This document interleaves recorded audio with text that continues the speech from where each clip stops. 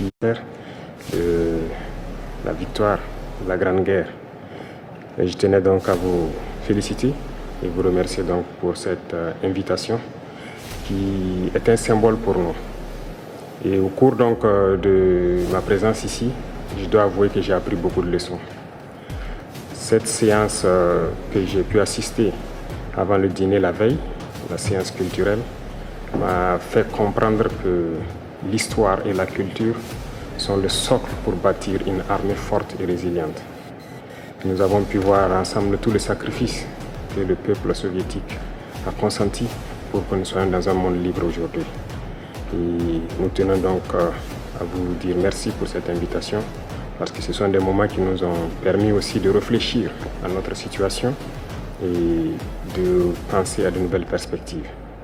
Et sur ce, je pense que les obstacles que nous avons aujourd'hui devant nous ne doivent pas nous arrêter.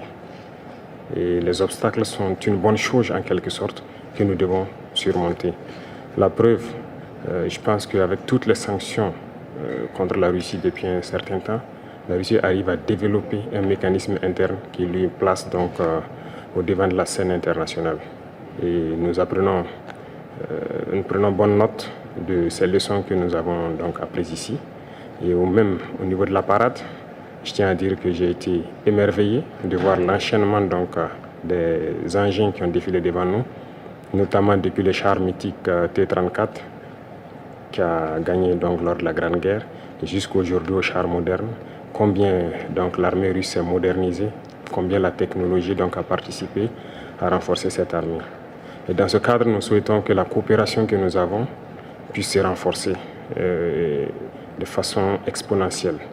Je vous remercie déjà pour tout ce qui est fait pour nous, notamment ces bourses d'études qui sont octroyées au Burkina et qui vont s'accroître. Et ce matin, j'ai visité donc l'université de chimie et je disais que le volet sur lequel nous allons axer après la défense et la sécurité, c'est le volet de l'éducation. C'est ce volet qui nous intéresse le plus, notamment les sciences.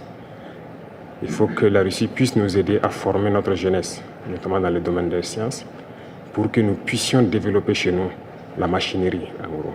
Que ce soit la machinerie qui va avec l'armée ou la machinerie qui va avec l'industrie. Parce que c'est à ce seul prix que nous pourrons nous développer au sein de l'Afrique. La guerre qui nous est imposée aujourd'hui, nous pensons que ce n'est qu'une manifestation aussi du nazisme. Parce que le terrorisme qui est là aujourd'hui n'est pas du terrorisme, c'est de l'impérialisme. Ce sont nos terres qui intéressent ceux qui nous combattent. Et donc, finir avec cette guerre, avoir une armée forte et lancer le développement de notre patrie, telle est l'essence donc de notre combat. Et nous comptons sur vous pour surtout former nos cadres. Parce que la coopération, telle qu'on le dit, très souvent en Afrique, on aime avoir beaucoup de demandes. Nous savons que vous êtes dans une opération militaire spéciale. Nous comprenons tous les défis qu'il y a. Et le lendemain, qui est incertain pour le monde entier, nous pouvons comprendre ça. Donc nous ne serons pas là peut-être à demander beaucoup de choses, à demander de l'aide ou quoi que ce soit. Mais l'aide que vous pouvez nous octroyer, c'est surtout ce transfert de connaissances que nous voulons. Et donc nous souhaitons avoir plus de bourses et voir dans quelle perspective nous pouvons nous-mêmes donner des bourses à nos étudiants pour étudier ici.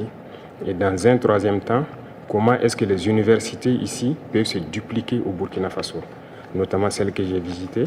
Et aussi, il y a beaucoup d'autres universités dans le domaine des sciences. Comment on peut les dupliquer au Burkina Faso avec tout le laboratoire nécessaire qu'il faut pour former de manière pratique nos jeunes et que nous puissions être donc au cœur de notre propre développement. Donc c'est la demande essentielle que nous avons actuellement dans le contexte que nous vivons pour pouvoir transformer tout ce que nous avons sur place, produire beaucoup de choses nous-mêmes et que le Burkina Faso soit